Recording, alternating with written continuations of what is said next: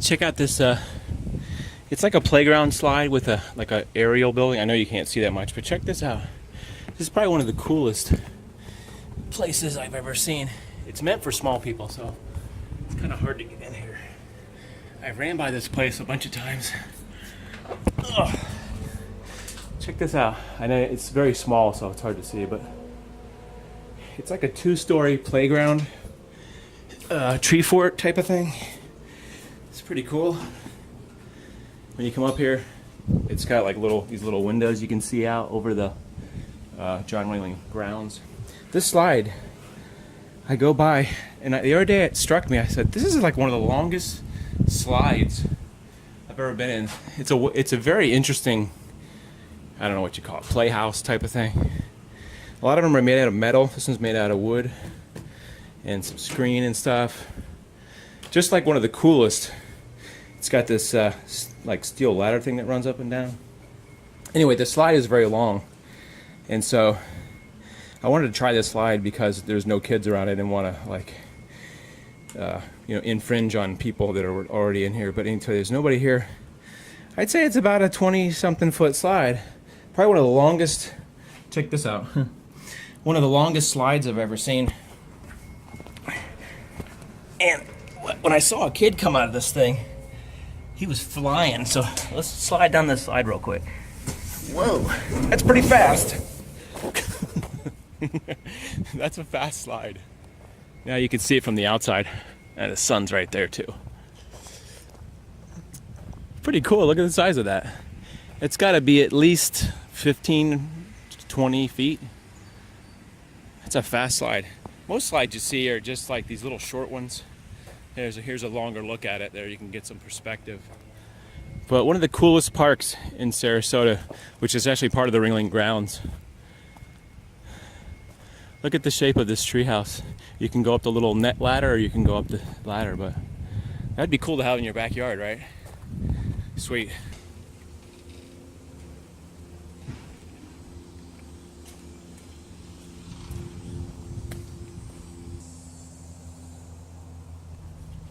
I'm in a little park that's right by the college. It's got this cool little wood walkway that you showed, and it's got this nice little tree-laden trail. Really pretty spot. I always look for like a little quiet spot. Plus it's windy out today, so I wanted to try to find someplace that wasn't so windy because we're right by the water. Anyway, so in the last couple months, I would say last 2 months, October, September, excuse me, I haven't really produced a lot of videos. And I thought it was important to try to say why. There's some squirrels over there running around in the trees right there, making noise, running through the leaves. I don't know if you can hear it or not. And I know these aren't the most exciting videos, and they're not the most fun to watch. So just bear with me while I try to explain. So I think after the Hurricane Irma, I think it was, it seemed like there was a lot of stress building up to it, of course, because it was supposed to be a Category 5, and I think coming into Miami and where I live in more of a central area of Florida, like near Tampa. I live in Sarasota, but it's near the center of the state. We were supposed to get a Category 4, so we were all freaking out, basically. This was, when was that? August 10th, I think? September 10th? Oh, I'm sorry, I'm getting my months confused. That's how, yeah, see, my brain's not working 100% today. Even though I drank a bunch of caffeine. September 10th, yeah, it was right before September 11th, which is 9/11, is when the storm came into Florida, and specifically where we were. But anyway, the days preceding that, the models were telling us it was going to be going around Florida. And then I'd say 2 or 3 days before the storm actually hit, they said, it's coming right through the center of the state. It's coming right by Sarasota. And that freaked everybody out. And we were all like, holy SHIT. And then we started boarding up houses. I saw neighbors boarding up all the windows like 3 and 4 days before it even got there. And I was like, that does put a lot of anxiety into your head. It's like, holy crap. And everybody was buying all the water and all the supplies, whatever you buy for hurricanes, you know, water and food, and there was no water on the shelves 2 days before. You know, people were buying all the ice. Unfortunately, some people overindulged and went by like 40 cases of water or whatever. Not 40, but I mean, each person buying 4 cases of water. The stores couldn't keep up, and you couldn't find water, so we actually had to order it from a grocery store. So it came in like 2 days before. I think it came in on a Saturday night, I think is when it was, like September 10th. Anyway, this is all building up to, I thought I was definitely going to lose my roof minimum.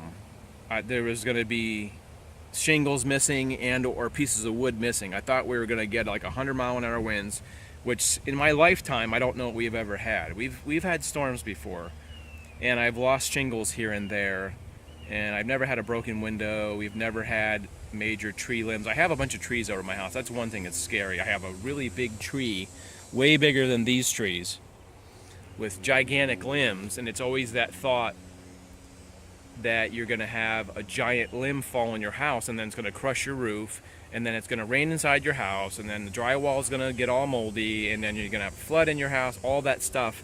Especially since Texas got hit with that big storm which flooded Texas, and people were freaking out about that. Then that storm came by like Puerto Rico, and then after us, another storm came by Puerto Rico and just devastated them. So I think all that subconsciously threw us all into a loop, or me specifically. We skirted that storm. It slowed down to like a category 2 by the time it hit us, so we were seeing maybe sustained winds of like 70 and 80 miles an hour, which fortunately did not do damage to my house. I saw other places in Florida where, you know, the houses were damaged. Some people's trees fell on their houses, just like I was talking about, and stuff like that. I came home to be probably the luckiest person in my neighborhood where I still had full power. Some people had half power. They had no air conditioning, no 220, but then they had regular power, which was weird because the high power lines were down. I found out that the transformer that went to everybody's house, like they said something like 8 or 10 houses, the transformer, one wire was bad, which knocked out the high power, but mine was directly attached to the line, so I still had high power, which my air conditioner didn't need it. It was good to know that I could still use my dryer and just things like that. Like the stove is 220, and then the dryer, that's probably the only thing I have. A lot of people have air conditioners that require high voltage. So all that being said, we skated that. I didn't have really any, I just had a tree that had hit my roof from the side, and it sort of messed up the edge of my roof a little bit. But other than that, it didn't really cost me anything. We didn't have any water leakage. The tiles luckily stayed there. I saw a lot of people that were near me that had more damage, and you can still see that people have tarps on the roofs and things like that. So I think that sort of kicked up my anxiety levels, and in the past 2 months, what is it? It's November now, so September, October, it scrambled my brains, I think, because I hadn't been producing a lot of videos. I haven't felt motivated to produce a lot of videos, and I think what the trigger was is possibly that, because I've been thinking about why I haven't been motivated to do a lot of video stuff and be productive, because I just wake up, and if I feel productive that day, I go out and shoot a video, and if I don't feel productive, like today, I didn't feel very energetic, and I drank like one of those energy drinks, and I got out, and on the way here, I was just deciding maybe today's the day I'll talk about this. But yesterday, I was like a vegetable the day before, and I've been out, the thing is, I've been out doing things. I've been out, I went to Mayaco State Park, and I went out this weekend, and I just wasn't in the headspace to do a video. It would have been a very boring video. I just needed to get out and be relaxed and do that. And not that I don't want to do videos. That's why I said the squirrels are running in back of me. They're running up the tree. Have you ever seen like squirrels chase each other? Like they run all up the trees and they chase each other. So that's sort of a simplistic area. So I normally have some level of depression and anxiety, and I fight those on a daily basis. And how I end up usually doing videos is if I wake up and I feel good that day, I just go out and spontaneously do a video a lot of times. Sometimes I plan them, sometimes I have to do videos with other people and plan that, and it's rough for me because from day to day, I don't know if I'm going to be the enthusiastic person that I want to be on video and do fun things and be kind of funny and have energy to it, or if I'm going to be boring. That's what sucks sometimes. But I've just really experienced a real low in motivation and stuff, and it's not this isn't the kind of motivation where you can just say to yourself, well, I'm going to do this, and this weekend. I'm going to accomplish this. For me, living with a sort of this depression and anxiety sort of makes me moody. So one day I can be in a good mood, and the next day I can be in a crappy mood. And then it's not always like that. Someday I can be in a great mood for a whole week straight, and I just feel enthusiastic. And sometimes I've posted 4 or 5 videos a week because I feel that I'm in the right mental headspace to do that. So like I said, I realize this isn't the most fun, exciting video to watch. But I just think, I watch other people on YouTube. I have a couple of YouTubers, and there's certain people, this one guy's name is iDubbbz. I don't know if you ever heard of him, but it's I-D-U Dubs. I think it's 3 B's and a Z, Dubs. D-U-B-B-B-Z. I think that's what it is. He has like 2 or 3 channels, and he does these kind of goofy... Sorry, squirrels are distracting me. What's going on, squirrels? And he will disappear for weeks at a time and not say anything. And I disagree with that. It's like you're hiding something, and it's not on purpose for me. It's just, I'd rather have you guys watch a video where I'm excited and in a good mood and enthusiastic about what I'm doing. And there just needs to be a level of mental capacity there where I sound intelligent. There's been many times, I'd say in excess of 10 times, where I've shot a video and I wasn't happy and I didn't post it. I've got them on a hard drive, and I think everybody that does creative things and artists and all that always are their worst critic. I think that's the thing, is other people may not notice that they're down or whatever. And I've done some videos where I wasn't super happy with them, but I thought the content was pretty good, and I posted them.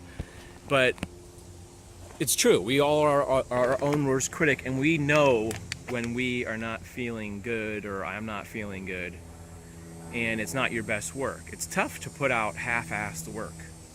But if I had something that was like something spontaneous, I don't know, not a car accident, but something that just happened, some kind of police incident, or just I saw something cool, like the one time that I saw a guy rolling a giant ball down the street, and we stopped and interviewed him and stuff, and my footage was all crappy, so I ended up using News 40's footage for the footage of the guy, because I shot the video on a very low grade and it was unwatchable.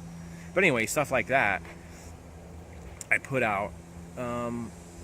So it's a very interesting thing to do videos online, because you always want to present your best side. I don't like to go on and sound dull and boring, but that's the case with human beings, is we are just not on our A game all the time. I mean, point to one person that's always on their game. I mean, it's very tough to be a personality and be happy with yourself. So there's always that fight, internal fight, where you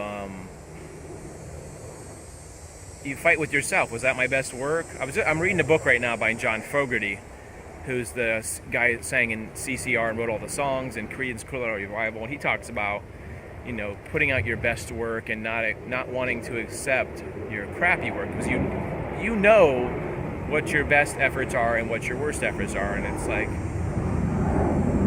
there's been a lot of videos I put out that I know was not my best effort, but it was the best effort at the time, I guess you could say. So mentally, we all have a up and down cycle.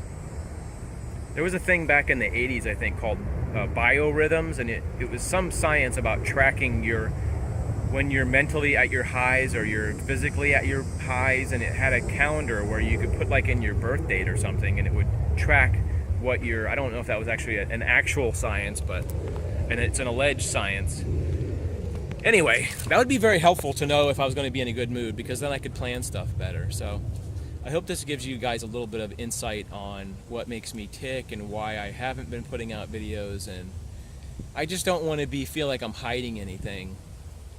And I think being honest, just coming out and just saying your innermost things is good content personally, but I realize some people don't like that.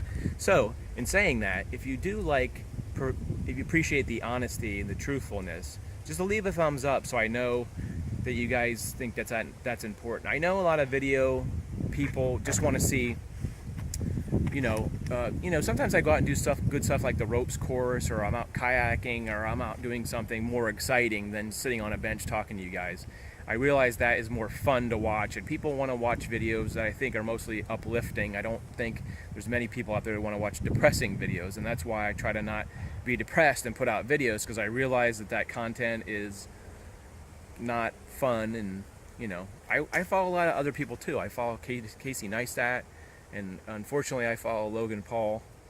Now, I think he's a good guy. I think he does a lot of stupid things too. And it's Logan Paul is directed at younger people, like 12 years old and things like that. And I'm not 12 years old, but he is pretty funny, entertaining in a way. So, out of respect for you guys, I just felt like I needed to come clean with that, and not make excuses, but just say I always want to put out my best work, and I'm hard to satisfy. So when I'm feeling more up and about, which I never know when that's going to be, it's very spontaneous, I will start producing more video work, and I can't say when that's going to be. You can't put a date on that, but today I'm having a pretty good day. Tomorrow it may not be a good day. I just don't know. Other than that, I don't know what to tell you guys. I have things written down, and I have things planned that I want to do, but it's going to take me at my best mental capacity to do those videos right, and I want those videos to be good, and I want to sort of have a mental plan on what I'm going to do. And so, like right now, it's just been, my brain has been blah, so I don't want to do videos and waste that type of content on having a subpar video. So that's about it. I hope you guys are doing well. I'm doing what I'm supposed to be doing. I'm out every day. I'm exercising. I'm trying to eat well, reasonably well. I'm not just sitting home doing nothing. I've been out. Like I said, I went to the state park this weekend, and that could have been a good video, but I just wasn't really into it at that time. But I'm doing things. I'm just not filming them, if that makes sense. I took a lot of still photos this weekend when I went to Mayaca State Park, which has a river, goes through there. There's alligators and birds and critters and all kinds of deer, and so I took a lot of pictures. I was thinking about doing a slideshow, but I don't know if that would be interesting, like just a still pictures, but some of the pictures are pretty good. Anyway, go to my Instagram if you want to see some pictures of what I've been doing. It's Mr. John Swift on Instagram. Mr. John Swift. I think it's all one word, Mr. John Swift. As usual, my video storage is running out, so I'm recording on my cell phone. Anyway, like I said, I do a lot of stuff on Instagram almost on a daily basis. So if you want to see like pictures and photos, and sometimes I do short videos, like a 1-minute video on Instagram, you can go to mrjohnswift.com on, not .com, Mr. John Swift on Instagram. If you want to see stuff, what I'm doing in between, because I post a lot more than I do on YouTube. Anyway, I hope you guys are well. And like I said, leave a thumbs up if you appreciate the honesty. I always get, on these videos, I always get a lot of thumbs down. I guess it's just because they're just not exciting. Anyway, we'll see you guys later. Have a great week. I hope you're all doing well. See you later. And when I saw a kid come out of this thing, he was flying. So let's slide down this slide real quick.